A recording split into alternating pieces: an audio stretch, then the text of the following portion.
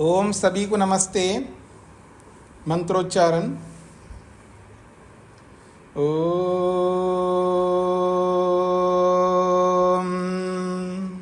सहनाववतु सहनौ भुनक्तु सह वीर्यं करवावहै तेजस्विनावधीतमस्तु मा विद्विषावहै।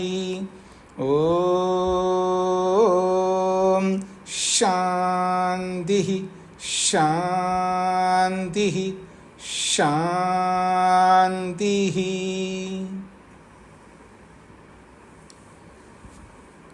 वैशेषिक दर्शन की कक्षा संख्या 7 है। प्रथम अध्याय के प्रथम आहनिक का छठा सूत्र गुणों को लेकर के हम चर्चा कर रहे हैं। पृष्ठ संख्या 9 है। रूप रस गंध स्पर्श, संख्या परिमाण पृथक्त्व संयोग विभाग, परत्व अपरत्व बुद्धि रूपी ज्ञान, सुख दुख इच्छा द्वेष प्रयत्न, गुरुत्व द्रवत्व स्नेह संस्कार धर्म अधर्म और शब्द, ये 24 गुण हैं। प्रशस्तिपाद भाष्य के अंतर्गत इन 24 गुणों को 3 विभाग करके दिया है। रूप रस गंध स्पर्श परत्व अपरत्व गुरुत्व द्रवत्व स्नेह और वेग, ये 10 गुण होते हैं। ये मूर्त द्रव्यों के गुण बताया उन्होंने।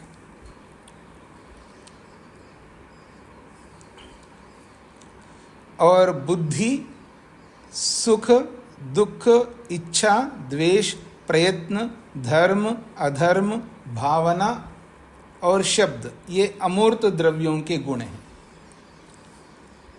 तो 10 10 20 हो गए। फिर कहा है संख्या परिमाण पृथक्त्व संयोग विभाग, ये 5 गुण हैं। ये उभयेषाम गुणा, दोनों मूर्त द्रव्यों के अमूर्त द्रव्यों के। तो इसमें 25 जो हो रहे हैं, ये संस्कार के जो भेद बताए थे आपको। एक होता है वेग संस्कार, और एक होता है स्थिति स्थापक संस्कार, और एक होता है मन में पड़ने वाले संस्कार। ये तीनों मिलकर के एक ही गुण के अंतर्गत आता है। तो यहाँ वेग और भावना जो है, भावना उसको कह रहे हैं यहाँ पर मन पे पड़ने वाले संस्कारों को। तो ये वेग और भावना जो है एक ही के अंतर्गत आएगा, इसलिए 24 हो जाएंगे गुण।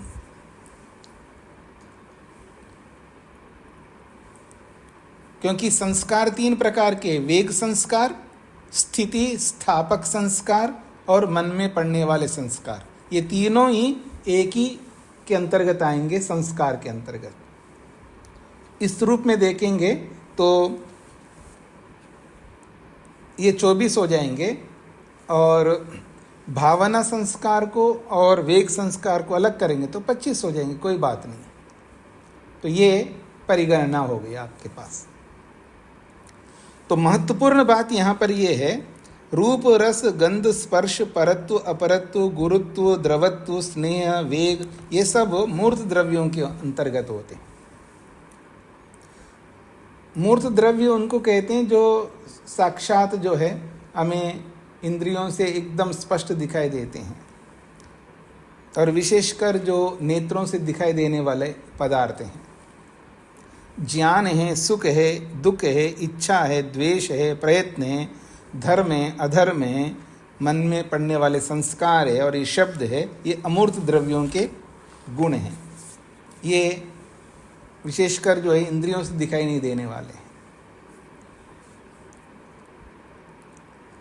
नेत्र से दिखाई नहीं देने वाले हैं। और संख्या प्रत्येक द्रव्य की के अंदर संख्या गुण होगा, चाहे जड़ हो या चेतन हो, मूर्त हो अमूर्त हो, संख्या गुण सब में होगा। परिमाण सबके अंदर परिमाण है। जैसे ईश्वर को महत परिमाण कहते हैं। महत परिमाण का मतलब व्यापक परिमाण। और अणु परिमाण जो है जीवात्मा में है, मन के अंदर भी है। अणु परिमाण तो सब बहुत सारे पदार्थों में है। जो नित्य द्रव्य हैं उन सब में अणु प्रमाण मिलेंगे आपको।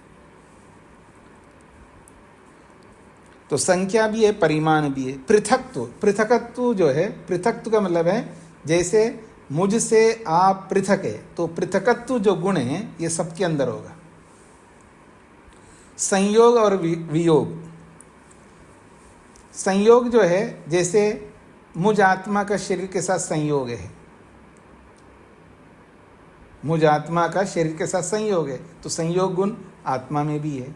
परमात्मा में भी संयोग गुण है। परमात्मा में सब वस्तुएं हैं। और विभाग जो है ये सभी वस्तुओं में, परमात्मा में विभाग होता है, लेकिन उस परमात्मा में जो विभाग होता है वो एकदेशी विभाग कहते हैं उसे। जैसे परमात्मा के एक देश से हट करके परमात्मा के दूसरे स्थान पे पहुँचे। जैसे मैं अहमदाबाद यानी गुजरात से हट करके दिल्ली पहुँच जाऊँ, तो परमात्मा के इस देश से निकल करके दिल्ली वाले देश में प्राप्त हो गए, तो उसको कहते हैं एक देशी विभाग।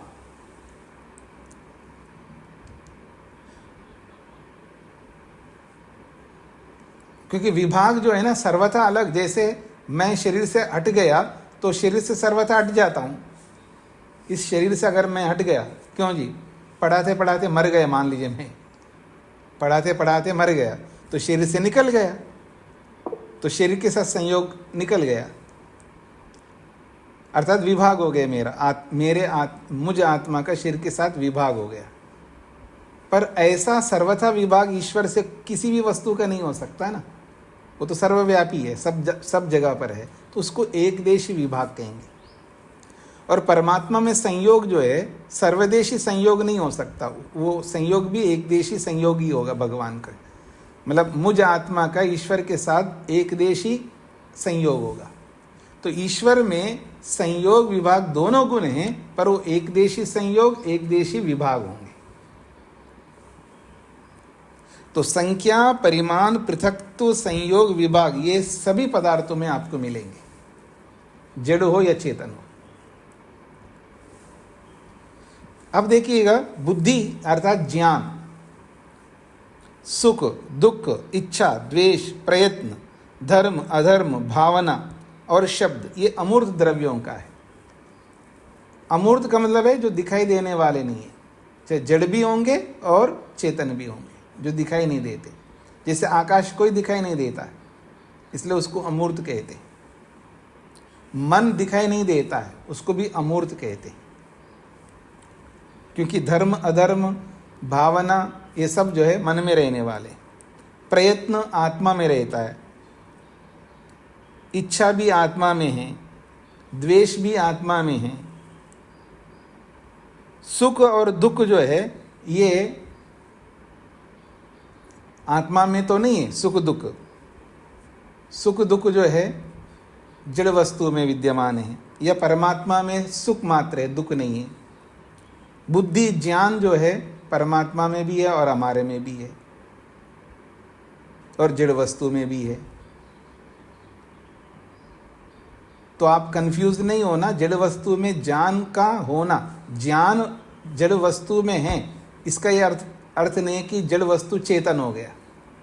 चेतन तब होता है जब ज्ञान का अनुभव कोई करे। चेतनत्व, चेतनता का अर्थ है अनुभव करना, एहसास करना। ये जीवात्मा कर सकता है, परमात्मा कर सकता है। ज्ञान एक गुण है, जैसे सुख एक गुण है, तो जड़ वस्तु में सुख है, चेतन वस्तु में परमात्मा में भी सुख है। जैसे जड़ वस्तु सुख का अनुभव नहीं कर सकता, दुख का अनुभव नहीं कर सकता, रूप रस गंध स्पर्श किसी भी गुण का अनुभव नहीं कर सकता, ऐसे ज्ञान गुण का भी अनुभव नहीं करेगा, लेकिन रहेगा। ये योग में सांख्य में आपने बहुत पढ़ लिया इस बात को, इसलिए घबराना कुछ नहीं है। ज्ञान गुण जड़ में भी रह सकता है, चेतन में तो रहता ही है, पर जड़ में ज्ञान गुण होते हुए उस ज्ञान गुण का अनुभव करता है, वो चेतन होता है, ऐसा न शास्त्र का अभिप्राय है, न मेरा अभिप्राय है। तो ये 24 गुण हो गए। आपको इन 24 गुणों के बारे में किसी कोई प्रश्न है, अब प्रश्न कर सकते, कल जिनके प्रश्न रह गए। शेखर जी। प्रणाम स्वामी जी। जी स्वामी जी, आपने प्रयत्न गुण के बारे में कहा कि जो 5 कर्म इंद्रियां हैं, वाणी और दूसरी 4 कर्म इंद्रियों और शरीर के व्यवहार से हमें पता चलता है। जी जी। तो ज्ञान इंद्रिया में जैसे हमारा मतलब हम सुनते हैं या देखते हैं, उसमें प्रयत्न सुनते हैं, प्रयत्न इन्वॉल्व नहीं कह सकते हम? नहीं, इन्वॉल्व कर सकते हैं। प्रयत्न तो जानने का भी प्रयत्न होता है, कर्म करने का भी प्रयत्न होता है, सुख लेने का भी प्रयत्न होता है, दुख को हटाने का भी प्रयत्न होता है। तो प्रयत्न गुण तो आत्मा का स्वभाव है, वो प्रयत्न सभी के साथ जुड़ सकता है जहां जहां जुड़ेगा। वो तो केवल इतना बताया उन्होंने, वहां हमको सीधा सीधा पता लगता है, इसलिए उन्होंने उनके साथ जोड़ दिया। जैसे कोई कर्म व्यक्ति प्रयत्न के बिना कर्म नहीं कर सकता, कर्म दिखता है ना हमको। मैं इच्छा कर रहा हूं, इच्छा के लिए भी प्रयत्न करना पड़ता है, वो इच्छा दिखेगा नहीं आपको बाहर से, इसलिए उन सब जो नहीं दिखाई देते बाहर से, उनके साथ ना जोड़ करके जो दिखाई देने वाले के साथ जोड़ दिया। जी जी जी। और ये जो अपना प्रत्यव और अप्रत्यव पृथकत्व, पृथकत्व, परत्व अपरत्व कहना चाह रहे हैं? परत्व अपरत्व। जी, परत्व अपरत्व। जी बोलिए। ये नहीं समझ में आया। देखिए, परत्व अपरत्व कहते हैं समीप और दूर को, समीप और दूर को परत्व अपरत्व कहते हैं।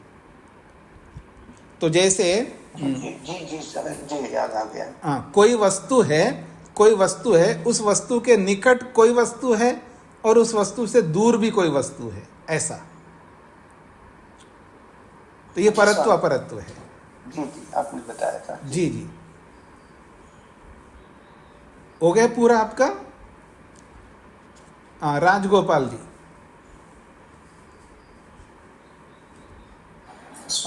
जी। यहाँ उपात्तः एक शब्द आया है। उपात्तक मतलब ग्रहण किया गया है, अपनाया गया है, स्वीकार किया गया है। जी। अच्छा, वैसे और यहाँ जो संख्या है 24 और 25, ऐसे कुछ पृथक करके मूर्तों का, नहीं, आपका वॉइस ब्रेक हो रहा है। मूर्तों का ऐसे कुछ विभाग हम कर सकते हैं क्या? आपका वॉइस ब्रेक हो रहा है, तो दोबारा बोलिए, क्या कहना चाह रहे हैं? संख्या दे सकते हैं क्या? दे रहा है आचार्य स्वामी जी। संख्या किस में देना है? मूर्तों और अमूर्तों की। हाँ, तो दोनों में रहती है ना संख्या, तो दोनों में रहती है। जड़ वस्तु में भी संख्या रहती है, चेतन वस्तु में भी संख्या रहती है। आचार्य जी, अभी सुनाई दे रहा है क्या ठीक से? आपका प्रश्न है कि संख्या गुण को मूर्त अमूर्त दोनों में लगा सकते, स्वयं कह रहे ना, लगा सकते ना। संख्या तो जड़ वस्तु की भी होती है, चेतन वस्तु की भी होती है, इसमें आपको क्या पूछना है? आपका नेटवर्क जो मूर्त में। जी जी, अंजलि जी। नमस्ते स्वामी जी। जी, ये उभयेशा गुण में जो ये है परमात्मा का एक देशी विभाग, ये समझ नहीं आया।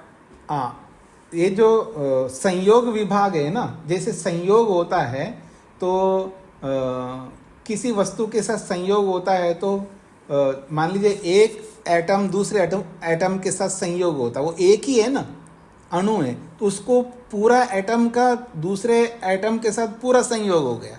पर हमारा परमात्मा के साथ, पूरे व्यापक परमात्मा के साथ संयोग तो नहीं हो सकता ना, तो परमात्मा के एक देश में संयोग होगा। जैसे मैं आपको, जैसे मान लीजिए ये एक चीज़ है, इसके साथ पेंसिल का संयोग करता हूँ मैं, तो पेंसिल का संयोग एक देश में है या सर्वदेश में है संयोग? एक देश में।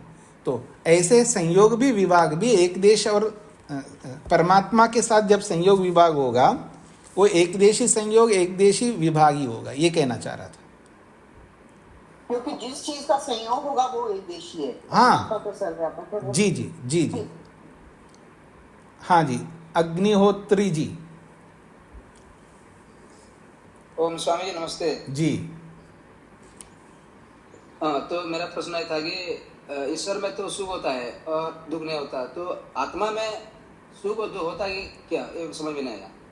नहीं, आत्मा के अंदर अपना कोई सुख नहीं है, अपना कोई दुख नहीं है, ये बाहर से आते हैं सुख दुख और वो मन में रहते हैं। जी हाँ, धन्यवाद स्वामी। हाँ जी। सुशीला जी।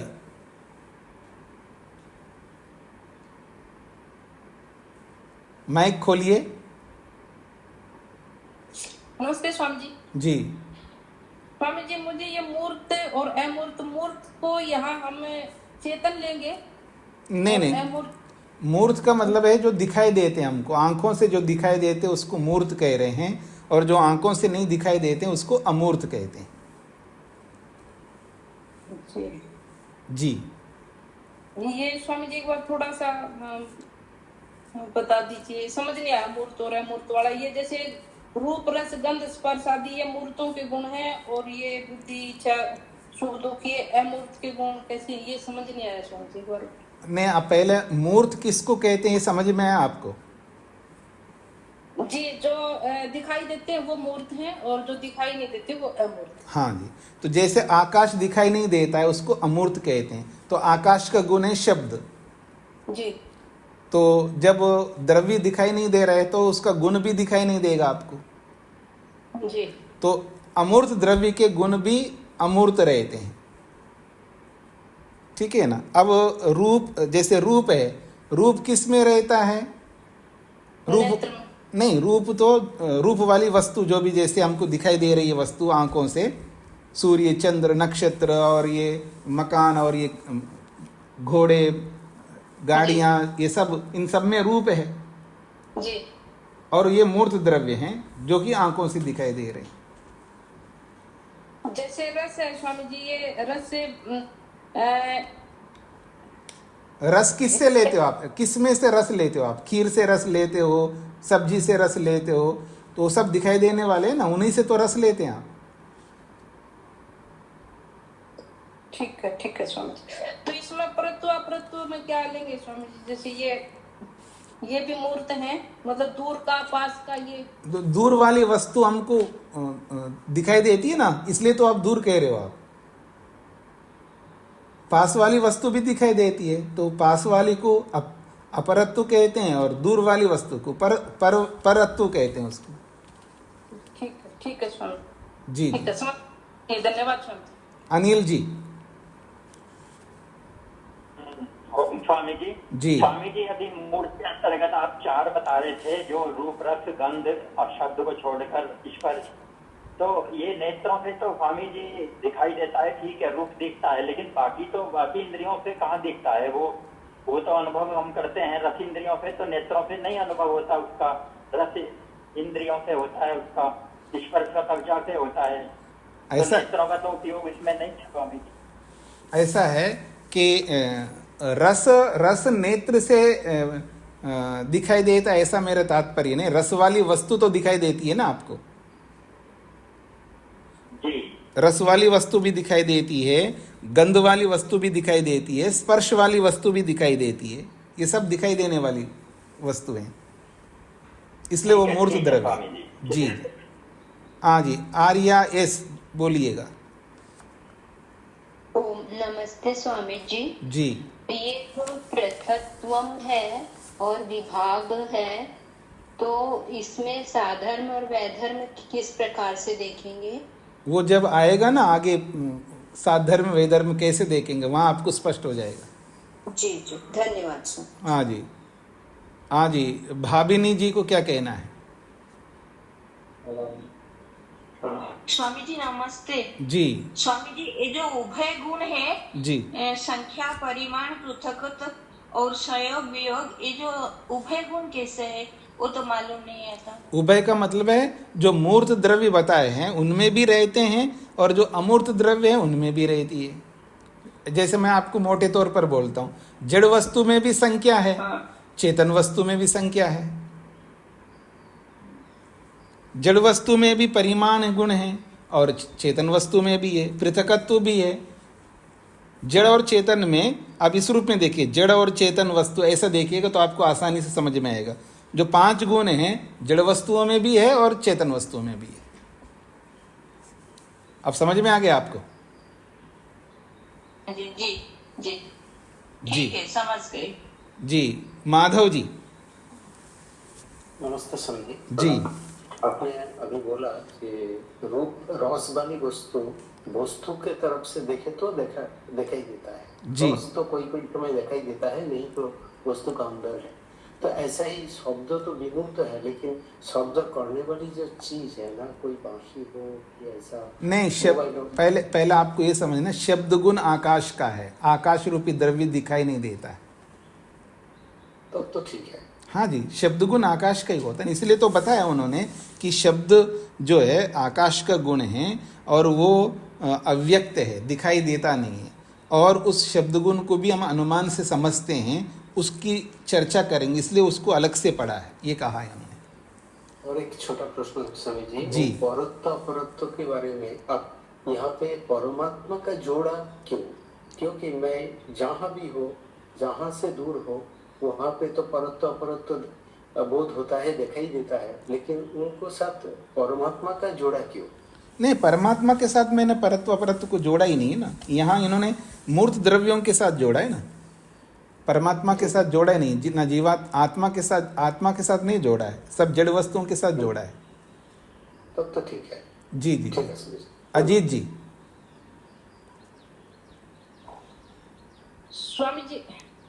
स्वामी जी एक बार संयोग और विभाग का ये अमूर्त वस्तुओं के साथ कैसे होगा, एक बार ये बता दीजिए।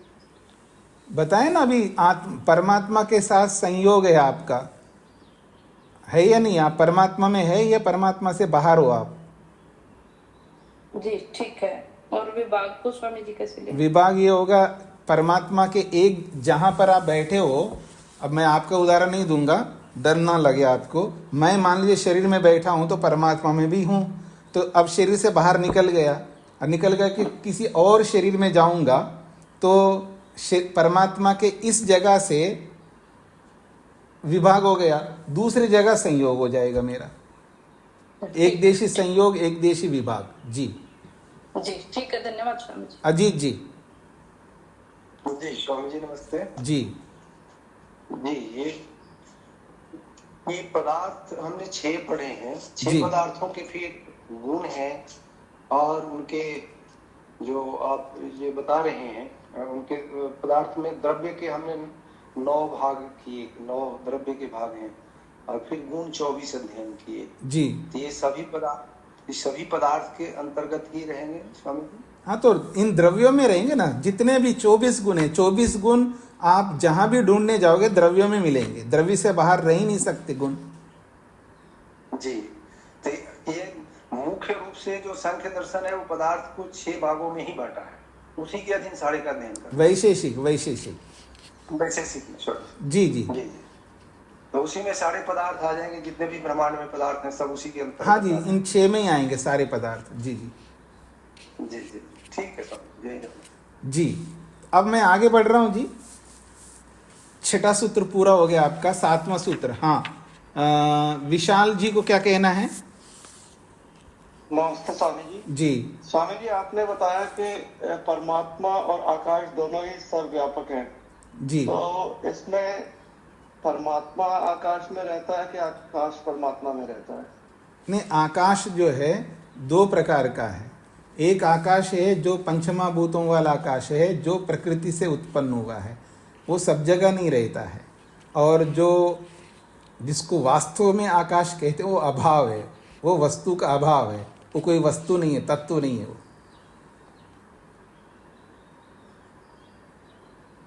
समझ रहे हैं? जो अभाव है वो सभी जगह व्यापक है, तो वो वस्तु ही नहीं है, तो इसको सब जगह व्यापक है और एक जगह व्यापक है बोल नहीं सकते ना, वह वस्तु का अभाव को ही आकाश कहते हैं वहां पर।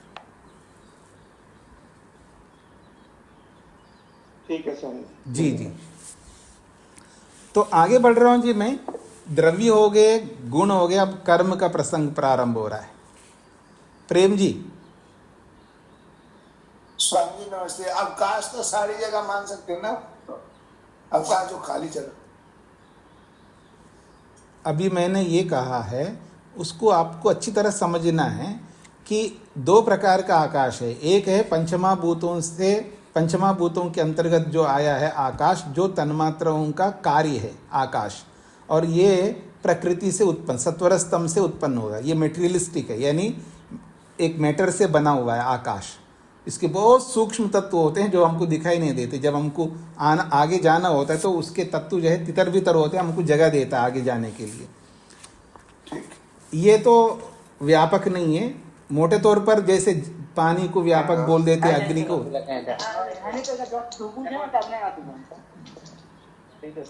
मधुसूदन जी को माइक बंद करके रखना है, व्यवधान उत्पन्न नहीं करना है। तो मोटे तौर पर व्यापक जैसे बोलते हैं हम लोग, पानी व्यापक है, अग्नि व्यापक है, वायु व्यापक है, उस रूप में आप मान सकते व्यापक है। बाकी प्रकृति जब व्यापक नहीं है तो उसका कार्य रूपी आकाश क्या व्यापक होगा। लेकिन जो अवकाश है, जिसको कहते हैं अभाव, वस्तु नहीं है अभाव, वो तो अभाव है, उसकी क्या चर्चा करना है। जी जी। अब मैं आगे बढ़ रहा हूं जी।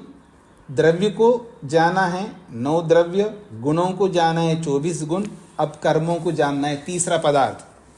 पृष्ठ संख्या है 11, सूत्र संख्या 7। कर्माणि खलु अपि प्रदर्श्यन्ते। अब कर्मों को लेकर के दिखाया जा रहा है कि कितने प्रकार के कर्म होते हैं।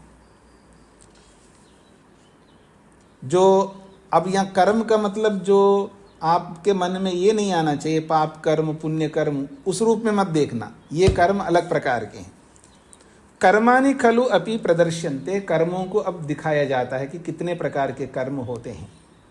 उत्क्षेपण मवक्षेपण माकुंचनम प्रसारणम गमनमिति कर्माणि। उत्क्षेपण मवक्षेपण माकुंचनम प्रसारणम गमनमिति कर्माणि। इस सूत्र को मैं अलग करके बोल रहा हूं।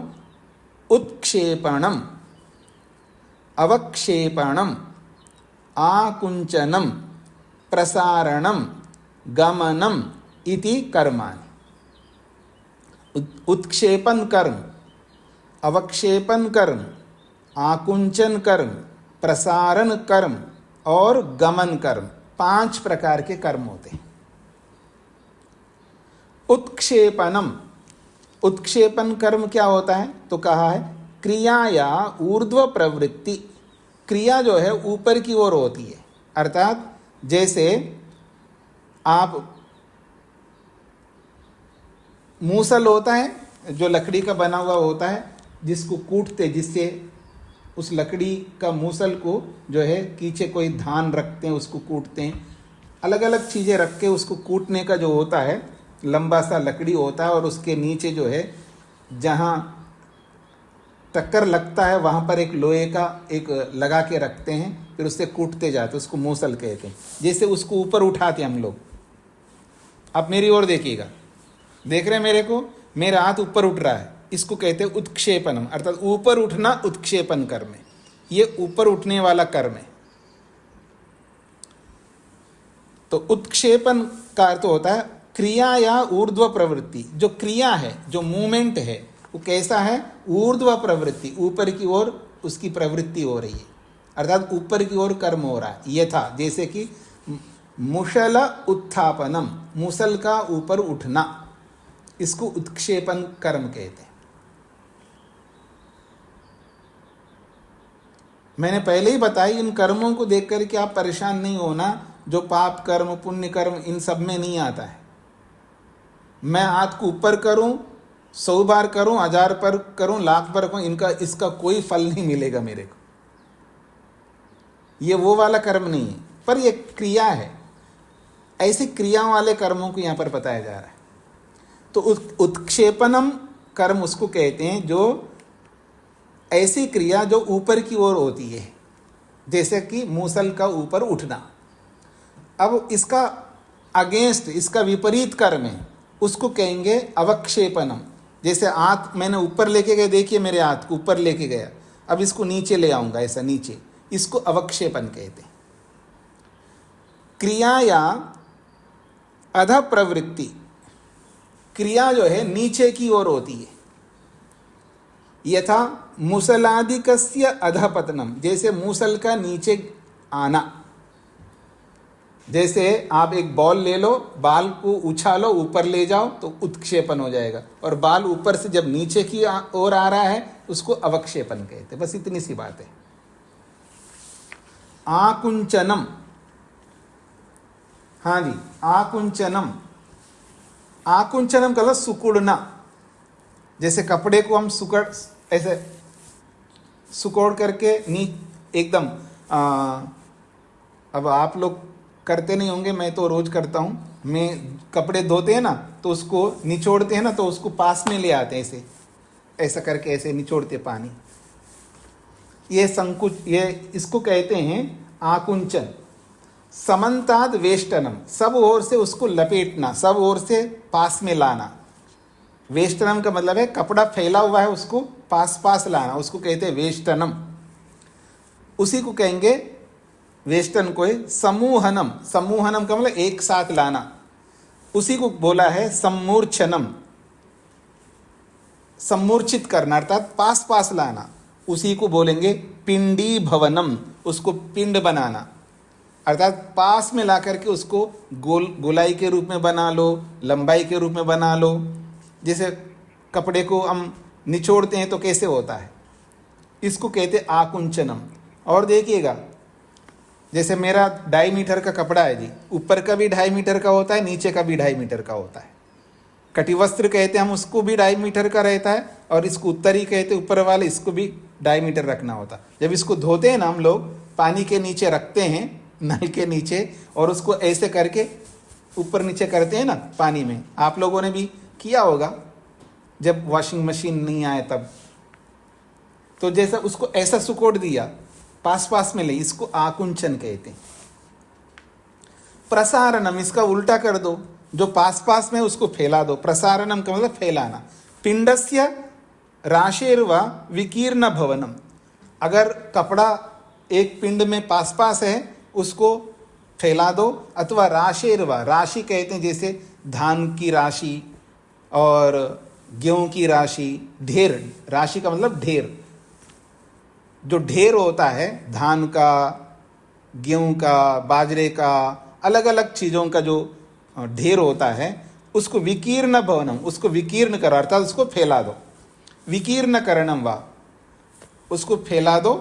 विकीर्ण भवन बोलो, विकीर्ण करण बोलो, एक ही बात है, यानी उसको फैला देना। जो पास पास में है ढेर के रूप में, उसको फैलाना, इसको विकीर्ण कहते हैं। तो उत्क्षेपण कर्म ऊपर जाना, ऊपर की ओर कर्म होना, ऊपर की ओर क्रिया का होना। फिर अवक्षेपण नीचे की ओर क्रिया होना। फिर आकुंचनम पास पास क्रियाएं होना। और प्रसारणम फैला करके क्रिया होना। ये 4 प्रकार के हैं। और 5वां है, बहुत महत्वपूर्ण है, गमनम, गति कर्म। आगे गमन होता है मतलब आगे बढ़ना, गति कर्म। और ये गति कर्म जो गमन है, ये एक नहीं है, अनगिनत है, अनगिनत कर्म है। नाना गतयो अनुक्ता सर्वा क्रिया। तो ये गति जो है नाना गतय अर्थात अलग अलग प्रकार गतियां हैं, जो कि अनुक्ता, जो बताया गया नहीं है। सर्वा क्रिया, बाकी सारी क्रियाएं जो है गमन क्रिया में आ जाएंगी। इन 4 को हटा करके फिर जितनी भी क्रियाएं होंगी वो सब गमन में आएंगे। तो सर्वा क्रिया खलु गमन नामना विज्ञेया, बाकी सब क्रियाएं जो है, जितनी भी क्रियाएं होंगे वो गमन क्रिया के अंतर्गत मान लेना चाहिए। यथा, जैसे कि कुछ उदाहरण दे रहे हैं। नर्तना, नाचना। अब नाचना में अलग अलग क्रियाएं हो रही है, किस में लेंगे तो गमन क्रिया में आएंगे। स्पंदना, स्पंदन समझते हैं जी, जैसे थाली रख दीजिएगा और उस पर एक डंडा मारिएगा, उसमें स्पंदन होता है, ऐसा आवाज आते हैं ना, उसको स्पंदन क्रिया कहते हैं।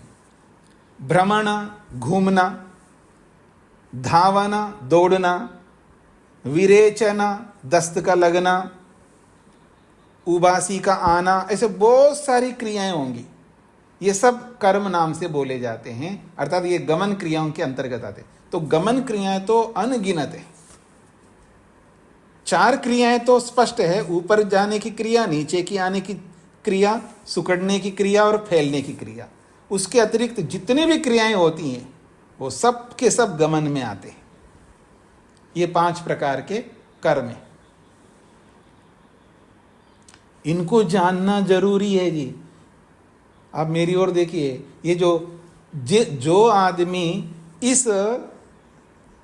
इन कर्मों को जानता है बहुत सुखी हो सकता है।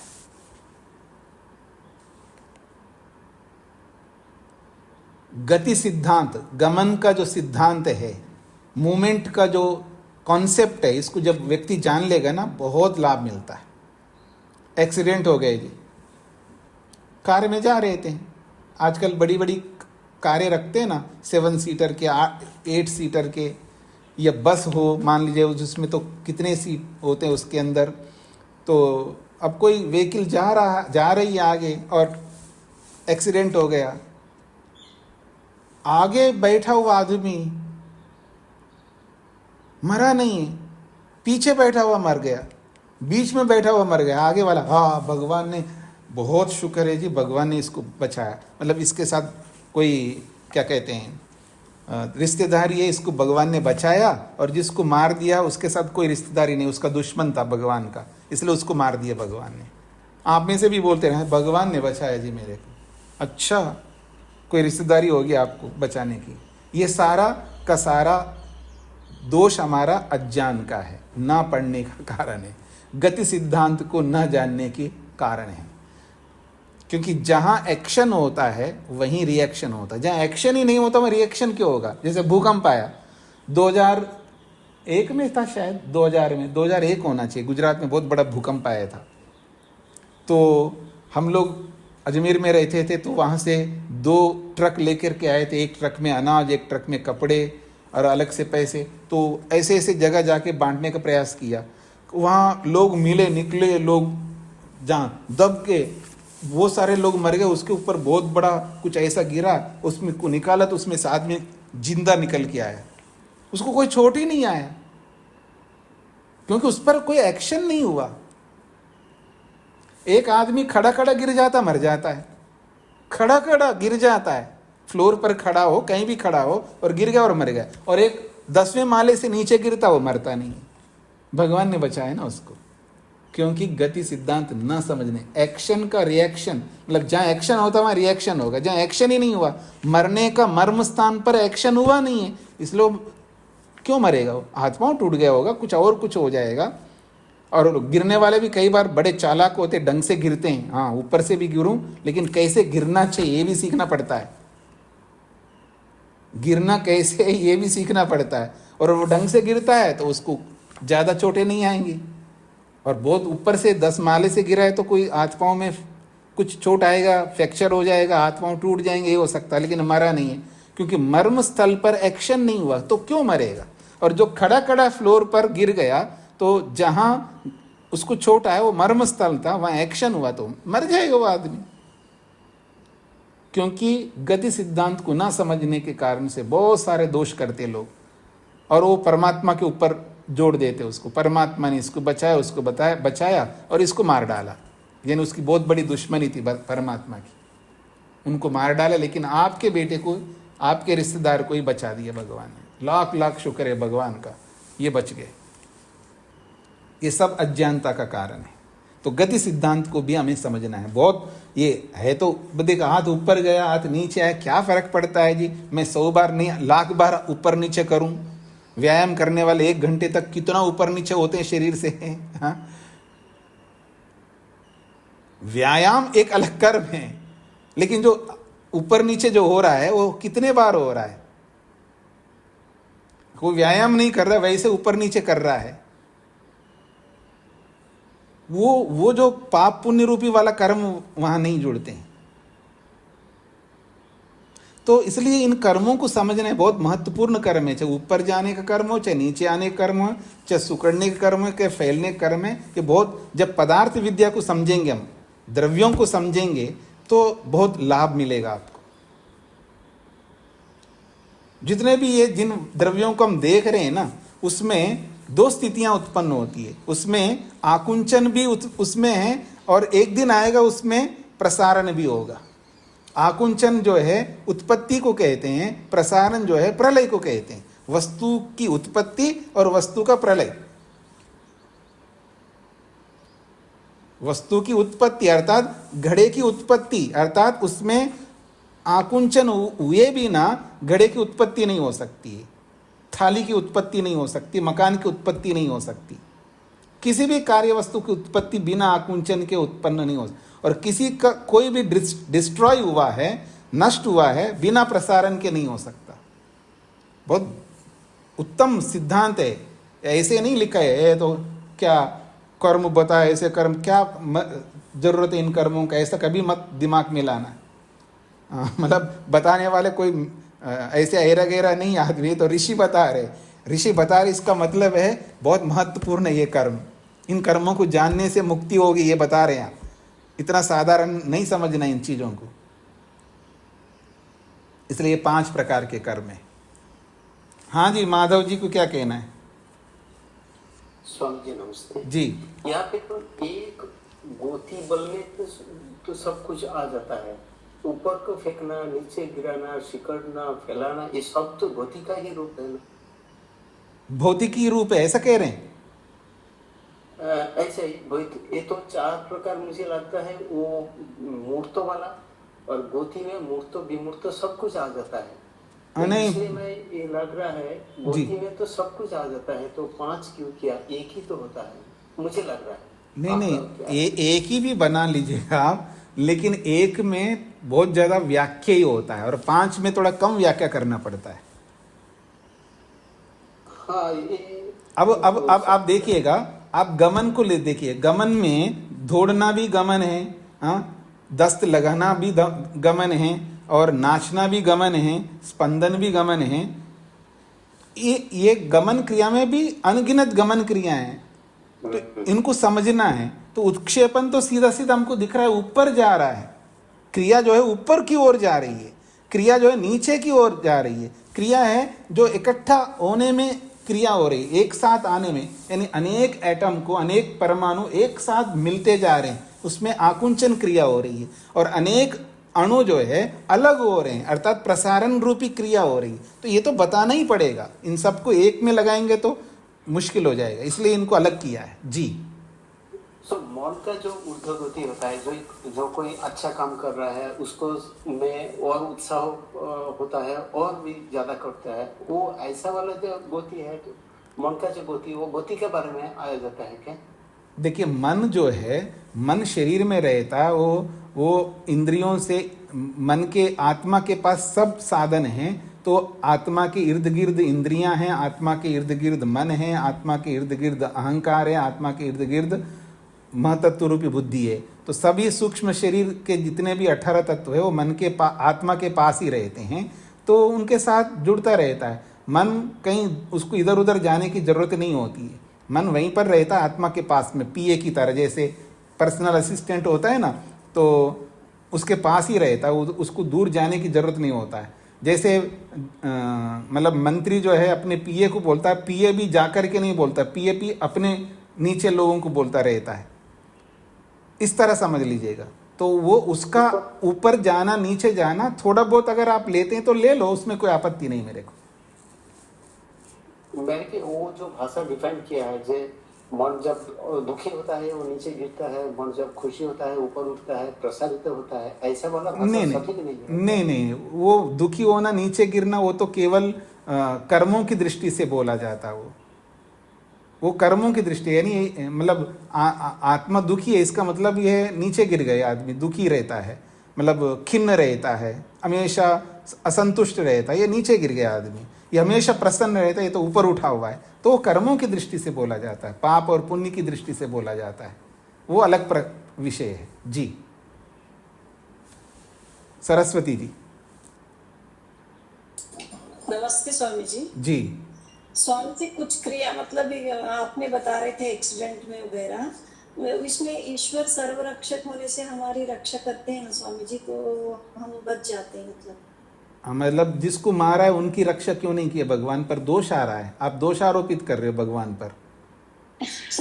ऐसा नहीं है स्वामी जी, मतलब पिछले जन्म का कुछ पुण्य कर्म होते हैं इसलिए तो हमारी रक्षा होती है, हम नहीं, बच जाते हैं, इसका ऐसा आपको प्रमाण देना होगा ना।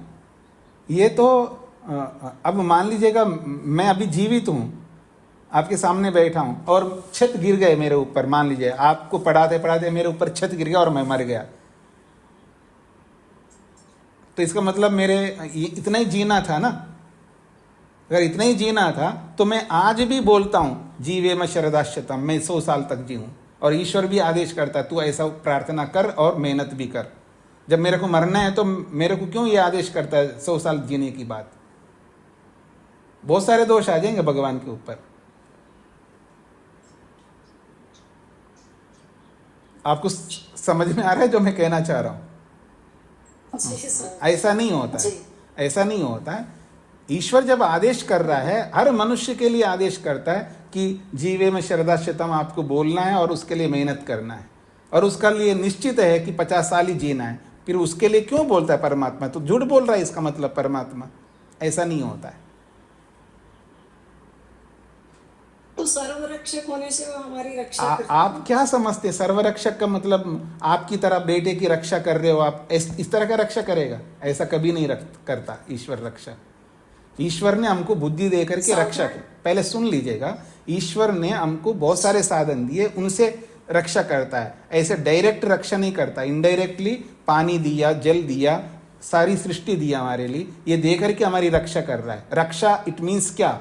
ईश्वर मेरे को सुख दे रहा है, बुद्धि दे करके, अहंकार दे करके, 18 तत्व दे करके, सूर्य चंद्र नक्षत्र आदि बना करके मेरे को दिया है। उन सब के माध्यम से मुझ आत्मा को सुख देना ही ईश्वर की रक्षा है। इस तरह कर रहा है। ऐसे किसी का हाथ पकड़ करके एक्सीडेंट हो रहा है तो इसको तो बचा के रखते क्योंकि इसके पूर्व जन्म है और जिंदा रहने के लिए इसके तो समाप्त हो रहे हैं, इसलिए इसको मार देते। ऐसा नहीं होता है। समझ रहे हो आप? जी हाँ। फिर पुण्य कर्मों का फल, पुण्य कर्म करने से वो मतलब उसका फल कुछ होता नहीं, मैं मना थोड़ा कर रहा हूँ, पुण्य कर्म का फल होता है, लेकिन इस तरह थोड़ा कर्म फल देगा। अब मैं मान ले छत गिर गया मेरे ऊपर, मैं मर गया, मैं तो पुण्य कर रहा हूँ, रोज पढ़ाता हूँ, आश्रम में रहता हूँ, तो इसलिए ऐसा पता ही नहीं, आपके साथ ऐसा होगा नहीं कभी। अच्छा, आप में से कोई ऐसा आदमी हो और आकर के मेरे को मार दे तो पता लग जाएगा आपको। ऐसा क्यों नहीं होगा? ऐसा किसी के साथ भी कुछ भी हो सकता।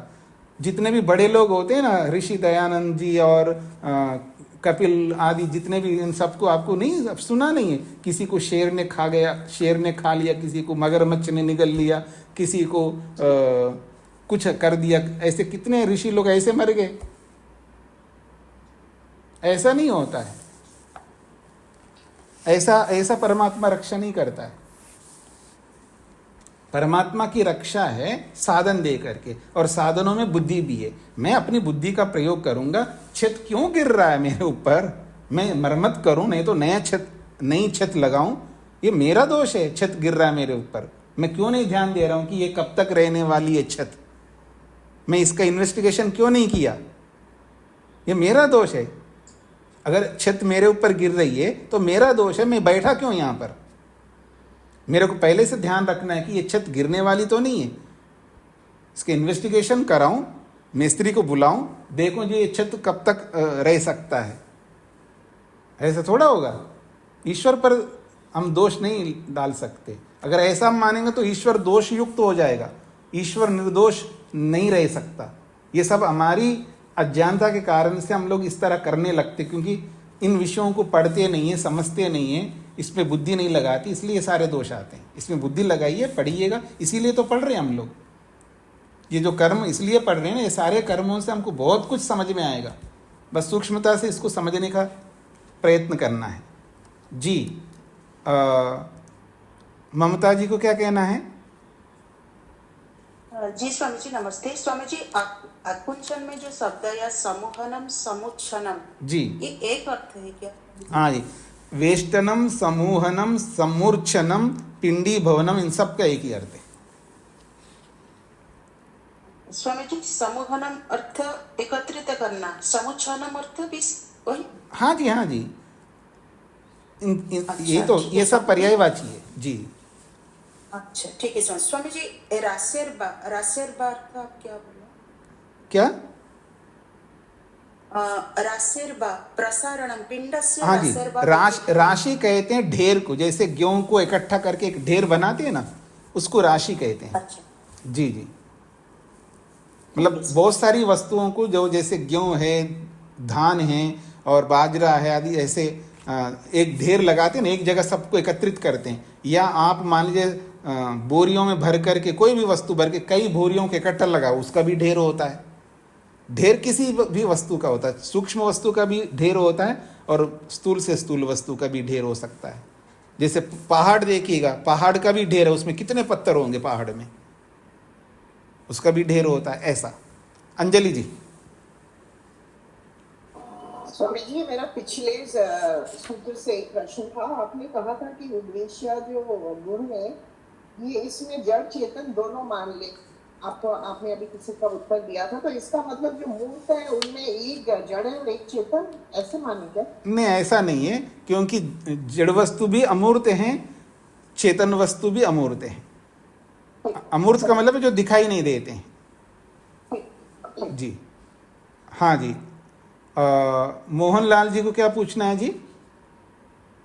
ओम आचार्य जी नमस्ते। जी आचार्य जी, मेरा बहन सरस्वती जी से जुड़ा हुआ एक प्रश्न है कि यदि एक्सीडेंट हो जाए मेरा और उस एक्सीडेंट में मैं बच जाऊं, तो भले ही आकुंचन गति के कारण मैं बचा हूं, पर ईश्वर का कृतज्ञ तो मैं हूं। ईश्वर को मैं धन्यवाद तो दे सकता हूं कि ईश्वर ने मेरी रक्षा करी है सर्वरक्षक होने की वजह से। जी हाँ, ऐसा है। भगवान का धन्यवाद करो, ये भगवान, मैंने अपनी बुद्धि का प्रयोग करके मैं बच गया, या जो भी कारण है बच गया हूँ। अब बच गए इसलिए ताकि अपने प्रयोजन को पूर्ण करूँ। ये भगवान, आपको लाख लाख शुक्रिया हैं, मेरे प्रयोजन के लिए मेरे को अवसर दिया। इस रूप में आप भगवान का धन्यवाद करिए, शुक्रिया अदा करिए। मेरे को बचाया, इस रूप में मत करिएगा। बचाया तो आप बोल सकते हो, लेकिन उसका गलत अर्थ निकाल लेंगे लोग। उसके लिए रोकने के लिए मैं ये बोल रहा हूं, क्योंकि भगवान ने बचाए का मतलब है जो मर गए उसको भगवान ने क्यों नहीं बचाया, ये प्रश्न आएगा। उसका क्या समाधान होगा हमारा? और जो भी समाधान करते रहेंगे ना, वो सारे दोष युक्त हो जाएंगे, फिर दोष से दोष बढ़ता जाएगा आपका। इसलिए ये है, क्योंकि गति सिद्धांत का ये होता है कि जहां एक्शन होता है वहां रिएक्शन होगा, जहां क्रिया होती है तो वहीं प्रतिक्रिया होती है, जहां क्रिया नहीं हो रही तो वहां प्रतिक्रिया नहीं हो सकती। जहां चोट आने से मर सकता है व्यक्ति, वहां चोट आया ही नहीं है। बाकी जगह चोट आया, मैं मानता हूं, पर वहां चोट आने से कोई फर्क नहीं पड़ता, मरेंगे नहीं। इतना आसान नहीं है मरना। लेकिन मर्म स्थल है शरीर के अंदर। जब आप योग दर्शन पढ़ रहे थे तब भी मैंने बताया था कि वो मर्म स्थल है, कि वो मर्म स्थल में अगर थोड़ा सा भी लगता है ना, तो आदमी डेंजर जोन में चला जाता है। अगर वहाँ चोट आए नहीं, वहाँ एक्शन नहीं हुआ, वहाँ क्रिया हुई नहीं है, तो वहाँ प्रतिक्रिया नहीं हो सकती, मरने की प्रतिक्रिया नहीं हो सकती, इसलिए बच गया। ईश्वर ने नहीं बचाया, क्रिया वहाँ नहीं हुई इसलिए बच गया। ऐसा समझना है आपको। और क्रियाओं को, गतियों को समझेंगे तो आपको और विस्तार से समझ में आएगा। हाँ जी, नरेंद्र जी को क्या कहना है? धन्यवाद जी। स्वामी जी, जैसे प्राकृतिक आपदाएं हैं तो इनको कर्म फल से अलग रखेंगे? नहीं, प्राकृतिक आपदाओं के सबके पीछे मैंने अनेक बार बोला है, जितने भी दुख आते हैं उसमें मनुष्य की बुद्धि कारण होती है, चाहे स्वयं की हो या दूसरे की हो। तो प्राकृतिक आपदाएं भी जो आ रही हैं, वो उसके पीछे भी हमारी बुद्धि, हमारे कर्म ही कारण होते हैं। अग्निहोत्री जी। हाँ स्वामी जी, मेरा प्रश्न है कि कर्म से तो आत्मा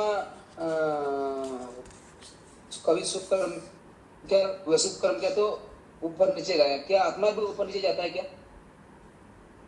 आत्मा भी ऊपर नीचे जाएगा ना, क्यों नहीं जाएगा? आप नहीं पढ़ा है कि शास्त्रों में लिखा है कि वायु में चला गया, सूर्य में चला गया, आत्मा मरने के बाद उधर चला गया, तो ऊपर भी जाएगा नीचे भी आएगा, उसमें क्या दिक्कत है?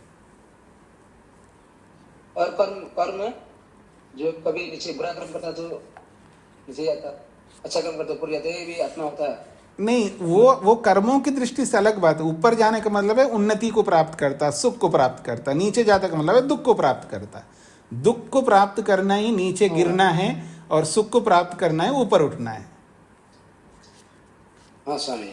हाँ जी, वीरेंद्र जी। धन्यवाद। ओम स्वामी जी। स्वामी, वैशेषिक में वर्णित विषय से थोड़ा अलग पूछ रहा हूँ। ये कणाद कण कण को मानते थे, भगवान को मानते थे क्या? ईश्वर को मानते थे? इसमें कौन सा क्यों प्रश्न उपस्थित हुआ? जब निःश्रेयस मुक्ति को प्राप्त करने की बात कर रहे हैं तो ईश्वर को ना मान के ही मुक्ति की चर्चा करेंगे, ईश्वर को ना मान के ही समाधि की चर्चा करेंगे, आगे समाधि की भी चर्चा करेंगे। तो इसमें ये कोई पूछने वाली बात नहीं कि ऋषि बनता ही वो है जो ईश्वर को मानने वाला होता है। जी जी, समाधिस्थ व्यक्ति ही तो ऋषि बनता है, तो वो तो ईश्वर को माने बिना कैसे ऋषि बनेगा, कैसे दर्शन लिखेगा? जी, इसमें कोई समस्या ही नहीं है। हाँ जी, वैसे आपका समय समाप्त हो रहा है, और किसी कोई प्रश्न हो तो पूछ लीजिएगा, एक आध प्रश्न। नहीं तो मैं आपको ये कहना चाह रहा हूँ कि मैंने शिविर के लिए संकेत किया था, इसको जल्दी निर्णय करना है। अभी आप लोगों का उत्तर नहीं आ रहा है, बहुत कम लोगों ने नाम लिखवाया है, तो जब तक कुछ अच्छे लोग नहीं होंगे तो फिर शिविर लगना मुश्किल हो जाएगा, और कम लोग होंगे तो फिर पैसे बढ़ जाएंगे। मैंने पहले भी बोला था, अगर 40 लोग से कम हो जाएंगे ना, पैसे बढ़ जाएंगे। 40 लोग कम से कम हो जाएंगे तो उतने पैसे में हम जाके आ सकते हैं। तो अपना अपना नाम जल्दी लिखवा लीजिएगा, ताकि हम इसको निर्णय करके फिर